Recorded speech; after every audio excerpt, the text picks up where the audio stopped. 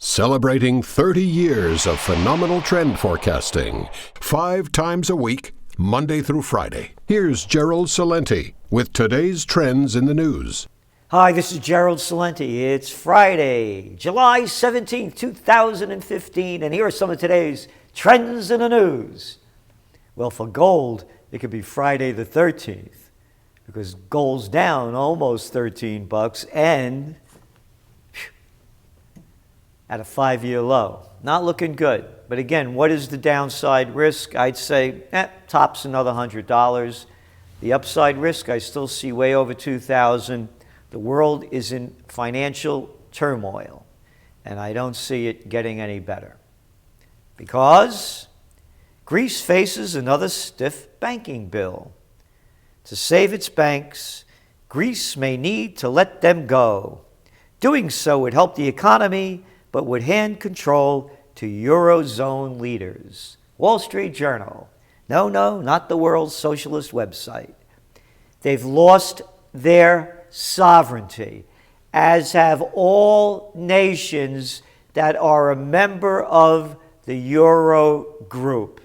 Period, paragraph. There's no way out. Things are only going to get worse over there. But they got a little bit better over there in China. Everything is okay right now. Or OP, one or the other, because the market over there in the Shanghai back up 3.5% on the news that they're rigging the markets a little better. And oil. Oil was down. And then it was up. And now it's up and down. Not much movement. And we got the Dow. Dow was down a lot. Now it's down a little. On the news of the same news and only more of the same. Because the markets are going up, as I keep saying, because of stock buybacks, all that cheap money, and mergers and acquisitions. Magna joins car part merger spree. Magna International solidified its position as the second largest global auto parts maker, agreeing to buy German automotive transmission provider Getrag International, blah, blah, blah, blah, blah, blah, blah. More mergers and acquisitions. And there's a little story in the Wall Street Journal of interest. Swedish banks feel, quote, negative pull. Isn't that cute language? Swedish banks are straining to cope with the nation's monetary policy. The lenders have succeeded in improving margins on loans, but continue to struggle with deposits. With negative interest rates, banks charge customers to hold their money instead of paying interest on deposits. Again, let's keep putting all this back together again. Borrowing money for nothing, doing deals. It's become the way of the bankism world. Swedish lenders are cautiously applying the rationale to large corporate and institutional clients, billing them for money they leave at the bank, but are reluctant to take their household customers into negative territory. Quote, they would not understand what's going on, said Christian Clausen, chief executive of Nordea Bank AB, Scandinavia's biggest lender. They would not understand what's going on. How stupid they are. They should understand that you're stealing their money. What, can't they understand that, Claudio? What's wrong with them? I got it. They can't understand that you take their money, you loan it back to them at high interest rates, and give them nothing for holding your money. Boy, are they stupid. It's a banking takeover, man. How much more proof do people need? Deutsche Bank hit in sharp critique. German regulators accused half-dozen current Deutsche Bank executives of failing to stop or tell regulators about years of attempted market manipulation. Not attempted, they rigged them. Everybody forgot the felony charges? You remember, not charges, convictions of 6 banks for LIBOR and Forex rigging. But Deutsche Bank's hit with a sharp critique. A little critique. Separate laws. Slap on the wrist for the big guys. Punishment to the fullest for we the little people. And here's more. Warning, warning, bullshit alert. Take cover, here it comes.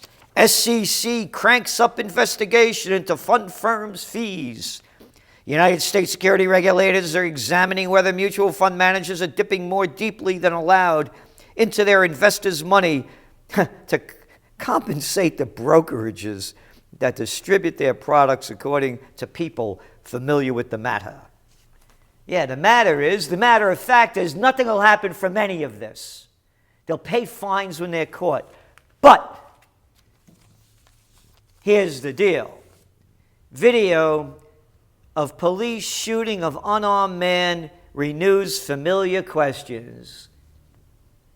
A video of the fatal shooting of police officers of an unarmed man in Gardena, California, is once again raising unsettling questions about whether a police shooting was justified, and illustrating the power of video to dispute the accounts of officers. No, not the power of video. If we didn't have these videos, this stuff would go on as it has been undetected. And the police department wouldn't allow it to go out. They had a court ruling that let it go out. That's one video. I'm going to show you 3 of them. The other one is a woman who is handcuffed and arrested while naked and getting out of the shower in Chandler, Arizona. You want to see some sick bastard? Listen to this cop. You got any clothes on?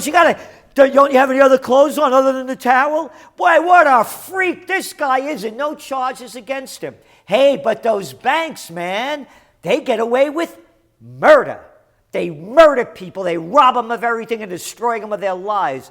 But boy, do them cops get rough with us. Wouldn't see them doing against the Goldman Sachs gang, would they? No, no, no. And then, of course, there's others of another tough guy grabbing this little 100-pound girl and smashing her to the ground. And what do they get? Nothing for it. They get away with murder. And that's what's going on in the United States. And that's what we wrote about in the Trends Journal. It all ties together. Police brutality. Is it the American way? Military mindset rules the actions of some cops. Here, you look for yourself and you decide.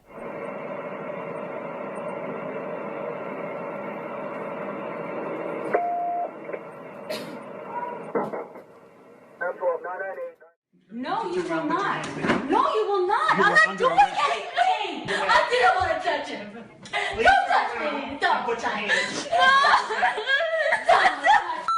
is wrong with you? I didn't want to touch you. You have absolutely no clothes on? No, I'm in the f***ing shower. What is wrong with you? These always Go get your mom some clothes. I didn't want to touch you. Go get your mom some clothes. I didn't want to touch you.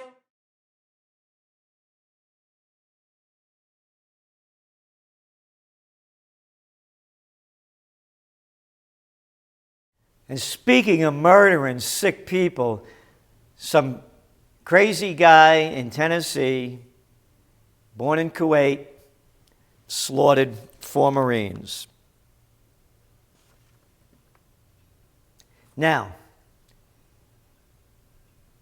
all of the surveillance, listening to everything that we say, watching everything that we do, they've robbed us of our rights. Hey, how come they didn't see this coming? They're not going to see it coming.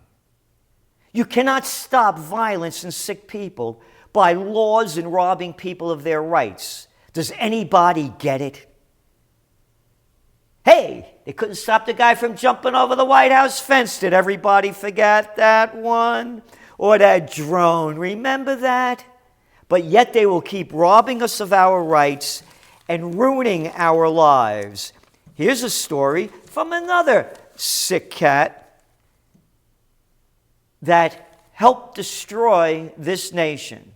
Hillary's husband, Slick Willie Clinton. Bill Clinton regrets, quote, 3 strikes bill.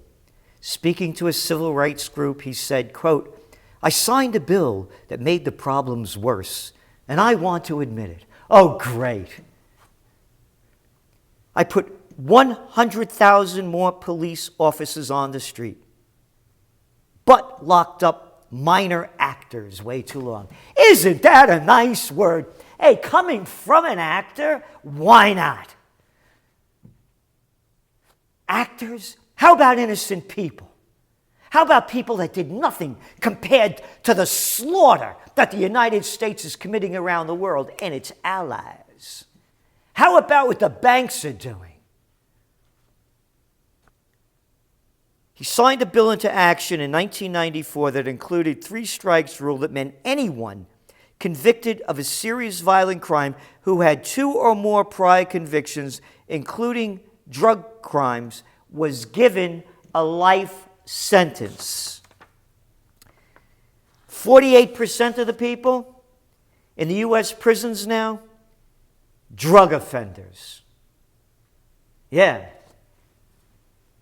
But no bank offenders. No war criminals like George Bush, Wolfowitz, Donald Rumsfeld, Colin Powell, and all the others that lied us into a war. No, man. Take it easy. You know why? Because they're minor actors, the people in jail. These guys are big actors. They get away with it. $80 billion, the cost of incarceration in the United States. That was in 2010. Here, from Trends 2000, from 1996, when Slick Willie was doing this. I actually wrote this in 95. Here we go. The criminal industrial complex. That's what I called it, long before anybody did. Politicians played upon the fears of the public, transforming real and perceived problems into campaign platforms, just like they're doing now. That's all this is. The war on crime was waged with the passion and procedures early applied to the Cold War. The United States was spending, you ready for this? $31 billion in prisons in 1992, an 800% increase from 1975. Congress passed a new $32 billion anti-crime package. According to Kent Conrad, this would say to those who commit violent crime, you ready for this? The jig is up. Hey, did you make that up, Senator Conrad? What a bunch of low-life people. Hey, let them eat yellow cake, I say. Oh, no, that was Nuts Netanyahu. I wonder where he got that one from. Murder, military mindset, put it together, a bunch of psychopaths running the country. U.S. kills over 30 militants in Somalia drone strike. Oh, yeah, we're going to fix it up over there in Somalia. How about this?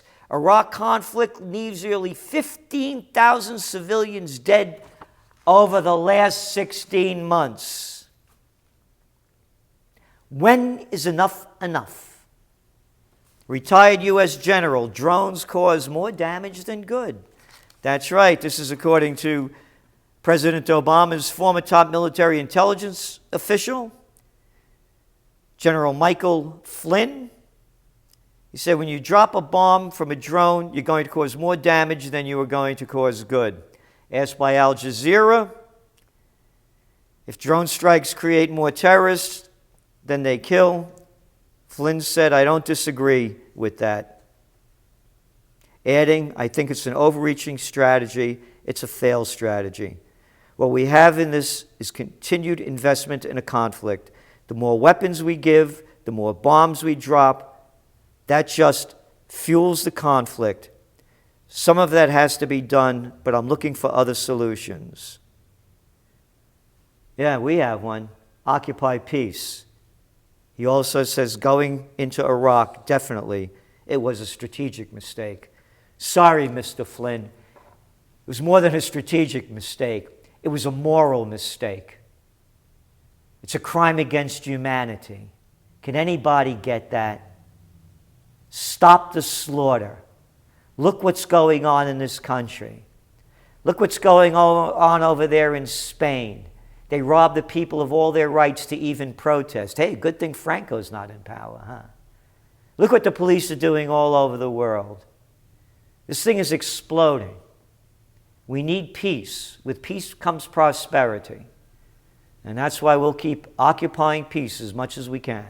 This is Gerald Celente, and that's some of today's trends in the news.